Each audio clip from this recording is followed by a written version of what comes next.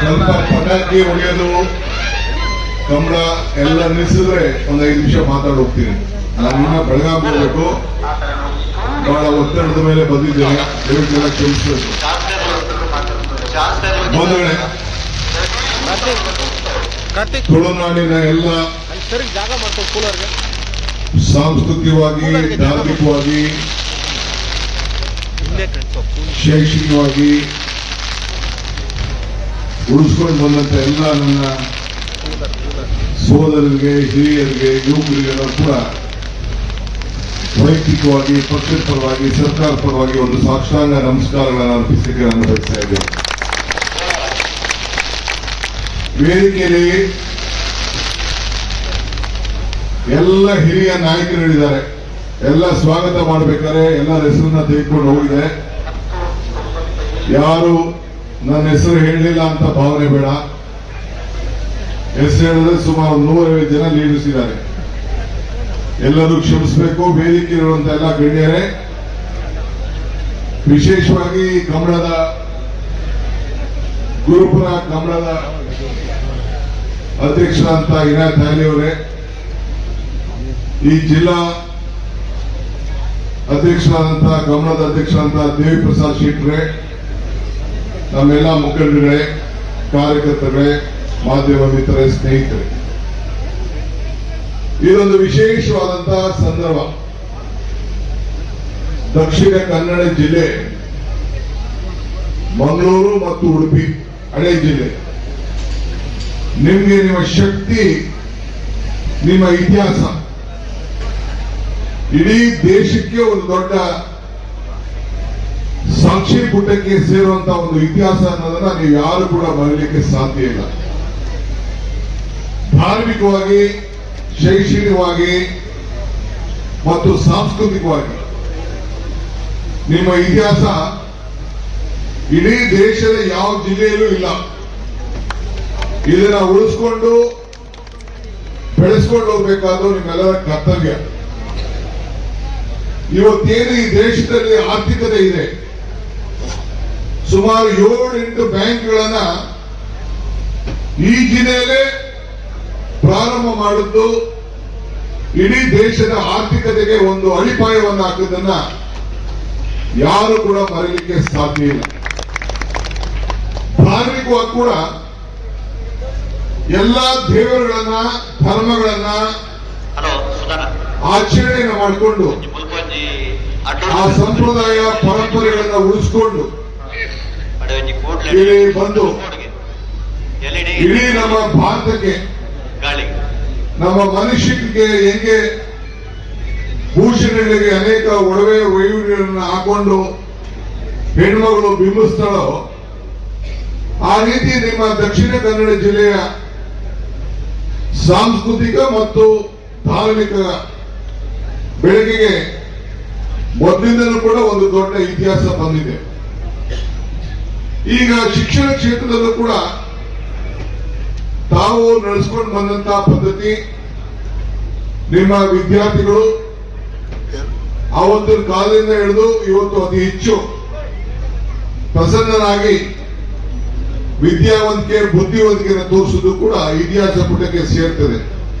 Engineering college, medical ಕಾಲೇಜುಗಳು ಎಲ್ಲ ಕೂಡ ನಿಮ್ಮದೇ ಇವತ್ತು ಈ ಚಿಕ್ಕ ಜಿಲ್ಲೆ, 2 ಜಿಲ್ಲೆಯಲ್ಲಿ ಕೂಡ ಇವತ್ತು ಇದೆ. ಎಲ್ಲರೂ ಕೂಡ ಹೊರಗಡೆ ಕಳಿಸ್ತಾ ಇದ್ದೀರಿ. ನಾನು ಮೊನ್ನೆ ಅಸೆಂಬ್ಲಿಲಿ ಮಾತಾಡಬೇಕಾದ್ರೆ ಹೇಳಿದೆ ಎಲ್ಲ ಶಾಸಕರಿಗೆ, ನಿಮ್ಮ ಅರ್ಥ ನಿಮಗೆ ಗೊತ್ತಿಲ್ಲ, ಏನು ನಿಮ್ಮ ಶಕ್ತಿ ನೀವು ಕಳ್ಕೊಂಡಿದ್ದೀರಿ. ನಿಮ್ಮಲ್ಲಿ ಸಿ ಇದೆ, ಸಮುದ್ರ ಇದೆ, ನಿಮ್ಮಲ್ಲಿ ಪೋರ್ಟ್ ಇದೆ, 300ಕ್ಕೂ ಹೆಚ್ಚಿಗೆ ಕಿಲೋಮೀಟರ್ ಕರಾವಳಿ ಪ್ರದೇಶ ಇದೆ. ಇಡೀ ದೇಶದಲ್ಲಿ ಇಷ್ಟು ದೊಡ್ಡ ಕರಾವಳಿ ಪ್ರದೇಶ ಬೇರೆ ಕಡೆ ಇರಲಿಕ್ಕೆ ಸಾಧ್ಯ ಇಲ್ಲ. ಎಲ್ಲ ಯುವಕರು, ವಿದ್ಯಾರ್ಥಿಗಳೆಲ್ಲ ಬಹಳ ವಿದ್ಯಾವಂತಿದ್ದಾರೆ, ಬುದ್ಧಿವಂತಿದ್ದಾರೆ, ಪ್ರಜ್ಞಾವಂತಿದ್ದಾರೆ. ನಿಮ್ಮ ಬುದ್ಧಿವಂತಿಕೆ ಎಲ್ಲ ಹೊರಗಡೆ ದೇಶಕ್ಕೆ ಹೋಗ್ತಾ ಇದೆ, ಹೊರಗಡೆ ರಾಜ್ಯಕ್ಕೆ ಹೋಗ್ತಾ ಇದೆ. ಸೊ ನೀವು ಉದ್ಯೋಗವನ್ನ, ನಿಮ್ಮ ಕುಟುಂಬವನ್ನ ಬೆಳೆಸಲಿಕ್ಕೆ ನೀವೆಲ್ಲ ಆಲೋಚನೆಯನ್ನು ಮಾಡಬೇಕು ಅಂತ ಹೇಳಿದ್ದೇನೆ.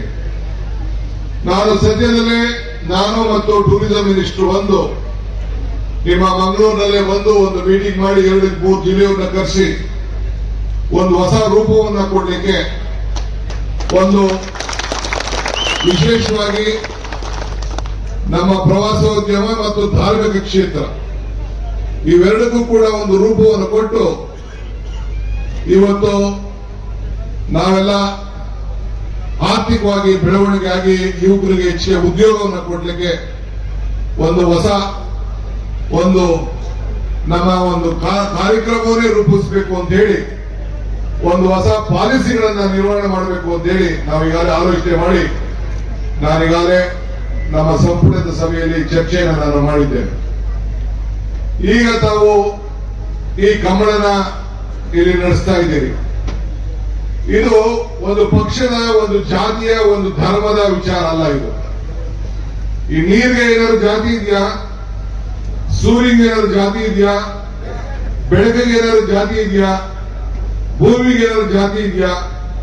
ಇಲ್ಲಿರುವಂತಹ ಗಿಡಗಳ ಮರಗಳಿಗೂ ಕೂಡ ಯಾವುದೂ ಜಾತಿ ಇಲ್ಲ. ಇದು ಪ್ರಕೃತಿಯ ನಿಯಮ. ಆ ಪ್ರಕೃತಿಯ ನಿಯಮವನ್ನು ಬೆಳೆಸ್ಕೊಂಡು ಯಾವ ರೀತಿ ನಾವು ಉಳಿಸ್ಕೊಂಡು ಬರ್ತೇವೆ, ಹಾಗೆ ನಮ್ಮ ಸಂಪ್ರದಾಯಗಳನ್ನು, ನಮ್ಮ ಆಚರಣೆಗಳು, ನಮ್ಮಲ್ಲಿ ಏನು ಹಿರಿಯರು ಮಾಡಿಕೊಟ್ಟಂತ ಈ ಒಂದು ದಕ್ಷಿಣ ಕನ್ನಡ, ನೀವು ಯಾವುದೇ ಒಂದು ತೆಗೆದುಕೊಳ್ಳಿ, ಕೋಲಾಟ ತೆಗೆದುಕೊಳ್ಳಿ, ಕಮಲ ತೆಗೆದುಕೊಳ್ಳಿ, ಭೂತ ಆಟ ತೆಗೆದುಕೊಳ್ಳಿ, ಈಗ ಯಾವುದೇ ಒಂದು ಯಕ್ಷಗಾನ ತೆಗೆದುಕೊಳ್ಳಿ, ಇವೆಲ್ಲ ಇಡೀ ಪ್ರಪಂಚದಲ್ಲೇ ಬಹಳ ಆಕರ್ಷಣೀಯವಾದಂತಹ ಒಂದು ವಿಚಾರ. ನಿಮ್ಮಲ್ಲೂ ಕೂಡ ಧಾರ್ಮಿಕವಾದಂತಹ ಏನು ಕ್ಷೇತ್ರಗಳಿದೆ.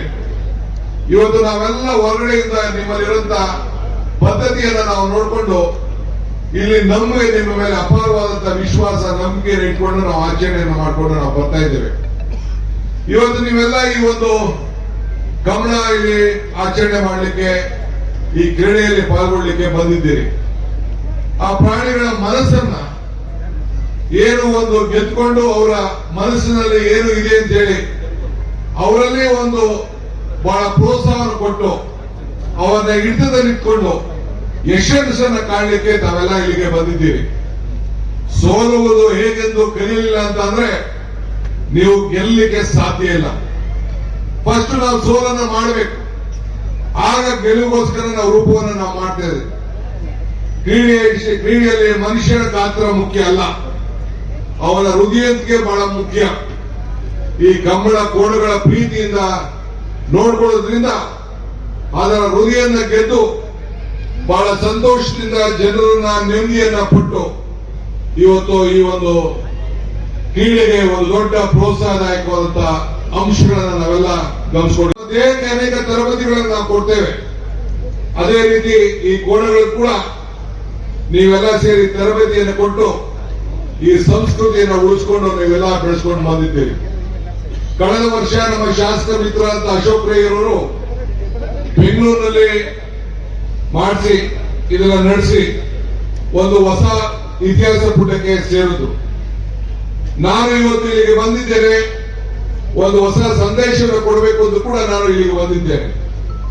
ಏನದು ಅಂದ್ರೆ, ಇಡೀ ಸರ್ಕಾರ ಈ ಕಂಬಳ ಕ್ರೀಡೆಗೆ ಏನು ಒಂದು ನೀವು ಉಳಿಸ್ಕೊಂಡು ನಮ್ಮ ಪದ್ಧತಿಯನ್ನು ಉಳಿಸ್ಕೊಂಡು ಬೆಳೆಸ್ಕೊಂಡು ಬರ್ತಾ ಇದ್ದೀರಿ. ಇದರ ಪರವಾಗಿ ನಾವು ಶಾಶ್ವತವಾಗಿ ನಮ್ಮ ಸರ್ಕಾರ ನಿಮಗೆ ಪ್ರೋತ್ಸಾಹ ಕೊಡಲಿಕ್ಕೆ ಈಗಾಗಲೇ ನಾವು ತೀರ್ಮಾನವನ್ನು ನಾವು ಮಾಡಿದ್ದೇವೆ. ಇದಲ್ಲದೆ ಸದ್ಯದಲ್ಲಿ ನಾನು ಮುಖ್ಯಮಂತ್ರಿಗಳು ಮತ್ತು ನಮ್ಮ ಮೈಸೂರು ಜಿಲ್ಲಾ ಮಂತ್ರಿಗಳಿಗೆ ಹೇಳಿದ್ದೇನೆ, ನಾನೇ ಬಂದು ಈ ವರ್ಷ ಈ ಮೀಟಿಂಗ್ ನಲ್ಲಿ ನಾನು ಉಪಾಧ್ಯಕ್ಷನಾಗಿ ಆ ಸಮಿತಿಯ ದಸರಾ ಸಮಿತಿಯಲ್ಲಿ ನಾನು ಪಾಲ್ಗೊಳ್ತಾ ಇದ್ದೇನೆ. ಮುಂದಿನ ವರ್ಷ ಈ ಒಂದು ದಸರಾ ಕ್ರೀಡಾಕೂಟದಲ್ಲಿ ಈ ಒಂದು ನಮ್ಮ ಕಮಲ ಕಾರ್ಯಕ್ರಮವನ್ನ ಇದನ್ನ ಪ್ರತಿ ವರ್ಷ ಕೂಡ ನಡೆಸಲಿಕ್ಕೆ ಪ್ರೋತ್ಸಾಹ ಸರ್ಕಾರವನ್ನ ತೀರ್ಮಾನವನ್ನ ನಾವು ಮಾಡ್ತೇವೆ. ಇದು ಪರಂಪರೆಯಾಗಿ ಉಳ್ಕೊಂಡು ಬೆಳ್ಕೊಂಡು ಹೋಗ್ತದೆ. ಅಲ್ಲಿ ನೀವೆಲ್ಲ ಯಕ್ಷಗಾನ ತಂಡಗಳನ್ನು ನಾವು ನೋಡ್ತೇವೆ, ನಿಮ್ಮ ಕೋಲಾಟ ಬಯಲಾಟಗಳನ್ನು ನೋಡ್ತೇವೆ, ಹುಲಿ ವೇಷವನ್ನು ನಾವು ನೋಡ್ತೇವೆ. ಇವೆಲ್ಲ ಕೂಡ ನಾವು ಅಲ್ಲಿ ತಂಡದಲ್ಲಿ ನಾವು ದಸರಾ ಮೆರವಣಿಗೆಯಲ್ಲಿ ನಾವು ಕಾಣ್ತೇವೆ. ಸೊ ಆದ್ರೆ ಈ ಕ್ರೀಡಾಕೂಟ ಏನು ನೀವು ಈ ಕಂಬಳ ಇದೆ, ಈ ಕಂಬಳಕ್ಕೆ ಒಂದು ಪ್ರತ್ಯೇಕವಾದಂತಹ ಜಾಗವನ್ನ ಮಾಡಿ ಏನೊಂದು 3 ಎಕರೆ ಸಾಕು. ಆ 3 ಎಕರೆಯಲ್ಲಿ ಬಹುಶಃ ಎಲ್ಲರೂ ಕೂಡ ಸುಮಾರು ಒಂದು 20-25 ಸಾವಿರ ಜನ ಆಕರ್ಷಣೆಯಿಂದ ನೋಡಬಹುದು. ಆ ದಸರಾ ಸಂದರ್ಭದಲ್ಲಿ ಇದನ್ನು ನಡೆಸಲಿಕ್ಕೆ ಕಾರ್ಯಕ್ರಮ ರೂಪಿಸ್ತೇನೆ. ಈಗಾಗಲೇ ನಿಮ್ಮ ಅಧ್ಯಕ್ಷರಂತ ದೇವಿ ಪ್ರಸಾದ್ ಶೆಟ್ಟರ್ಗೆ ನಾನು ಹೇಳಿದ್ದೇನೆ, ಅವ್ರಿಗೆ ತಯಾರು ಮಾಡ್ಕೊಳ್ಳಿ, ಎಲ್ಲರನ್ನು ಮಾತಾಡಿ ನಾವೇನೇನ್ ಮಾಡಬೇಕು ಸರ್ಕಾರದ ವತಿಯಿಂದ ಅಲ್ಲಿರುವಂತಹ ಜನರಿಗೆ ಏನ್ ಮಾಡಬೇಕು ಅಂತ ಬಂದು ಜಾಗವನ್ನ ಹುಡುಕಿ ನೀವೆಲ್ಲ ಸೇರಿದ್ರೆ ನಾವು ಸರ್ಕಾರದಿಂದ ಏನ್ ಸಹಕಾರ ಕೊಡಬೇಕು ನಾವೆಲ್ಲ ಇದ್ದೇವೆ. ಇದು ಒಂದು ರಾಷ್ಟ್ರೀಯ ಕ್ರೀಡೆ ಅಲ್ಲ, ಇದು ಒಂದು ಅಂತಾರಾಷ್ಟ್ರೀಯ ಮಟ್ಟಕ್ಕೆ ನಾವು ತೆಗೆದುಕೊಂಡು ಹೋಗ್ಬೇಕು. ದಸರಾದಲ್ಲೂ ಕೂಡ ಹೊಸ ರೂಪವನ್ನು ಕೊಡಲಿಕ್ಕೆ ಈಗಾಗಲೇ ನಮ್ಮ ಸರ್ಕಾರ ಬದ್ಧವಾಗಿದೆ. ಆ ಹಿನ್ನೆಲೆಯಲ್ಲಿ ನಾವೆಲ್ಲ ಕೆಲಸವನ್ನು ನಾವು ಮಾಡ್ತಾ ಇದ್ದೇವೆ. ಇವತ್ತು ಬಹಳ ಮುಖಂಡರೆಲ್ಲ ನಮ್ಮ ಈ ಜಿಲ್ಲೆಗೆ ಸಂಬಂಧಪಟ್ಟಂತ 2 ಜಿಲ್ಲೆಯ ನಾಯಕರುಗಳೆಲ್ಲ ಬಂದು ನಮ್ಮ ಏನು ಇನಾಯತ್ ಅಲಿ ಅವರು ಮುಂದಾಳತ್ವದಲ್ಲಿ ಈ ಒಂದು ಕಾರ್ಯಕ್ರಮ ನಡೀತಾ ಇದೆ, ಅವರಿಗೆ ಪ್ರೋತ್ಸಾಹ ಕೊಟ್ಟು ನಾನು ಅವರ ಜೊತೆಯಲ್ಲಿ ಇದ್ದೇನೆ ಅಂತ ಪ್ರತಿಯೊಬ್ಬರು ಕೂಡ ನಮ್ಮೆಲ್ಲ ನಾಯಕರುಗಳು ಅವರಿಗೆ ಶಕ್ತಿಯನ್ನು ಕೊಡಲಿಕ್ಕೆ ಬಂದಿದ್ದಾರೆ. ಅದೇ ರೀತಿ ನಾನು ಕೂಡ ನಮ್ಮ ಶಾಸಕರ ಮನೆಯ ವಿವಾಹ ಇದೆ ಬೆಳಗಾಂನಲ್ಲಿ, ಮುಖ್ಯಮಂತ್ರಿಗಳು ನೇರವಾಗಿ ದೆಹಲಿಯಿಂದ ಇದರಿಂದ ಬೆಂಗಳೂರಿಂದ ಹೊರಟಿದ್ದಾರೆ.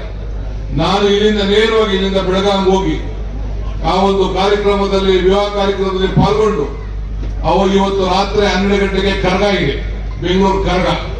ಅದರಲ್ಲೂ ಕೂಡ ಏನು ದ್ರೌಪದಿ ದೇವಿಯ ಏನು ಒಂದು ನಮನದ ಕಾರ್ಯಕ್ರಮ ಇದೆ, ಅದರಲ್ಲೂ ಕೂಡ ನಾವು ಪಾಲ್ಗೊಂಡು ಈಗ ಅಂತ ಒಂದು ಪವಿತ್ರವಾದ ದಿನ ತಾವು ಕೂಡ ಇಲ್ಲಿ ನಡೆಸ್ತಾ ಇದ್ದೀರಿ.